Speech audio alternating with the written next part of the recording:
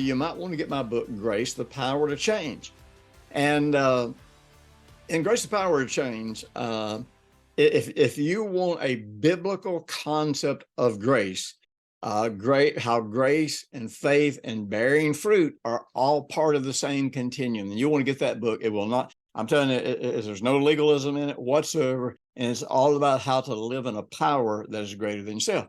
But, Paul did a really interesting thing, and I'm just going to run through this because we only have about 4.5 minutes. But so Paul, in the book of Corinthians, he was receiving an offering that he intended to take and give to the church at Jerusalem, or give to the poor, or whatever.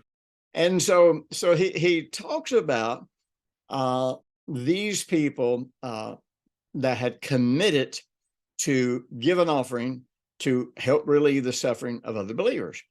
And Paul says something that's so very, very interesting. He talks about how that, how that through the Lord Jesus Christ, even though he was rich, he became poor for our sake, so that through his poverty, we might become rich. So the grace of God, remember, grace is God's power, God's ability, God's strength, God's capacity that works from our heart, makes us able. And so the grace of God worked in the Lord Jesus Christ so that he was able to give up everything for the benefit that it brought to those who would believe on him. This is what it means when it says, as he is right now being raised from the dead in perfect righteousness, we can be that right here, right now, if in fact we allow the love of God to be perfected in us.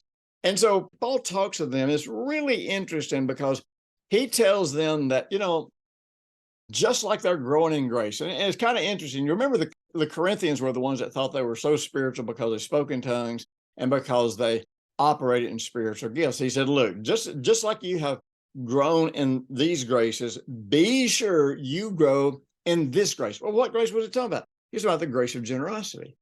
That's a really interesting thing. Grace, remember, it's a power, it's an ability, it's a strength, it makes us able, it works from our heart, comes by unmerited favor. So the interesting thing about grace, though, is that grace, like all things with God, grace works by the law of the seed. And I'm telling you, everything God does in our life works by the law of the seed.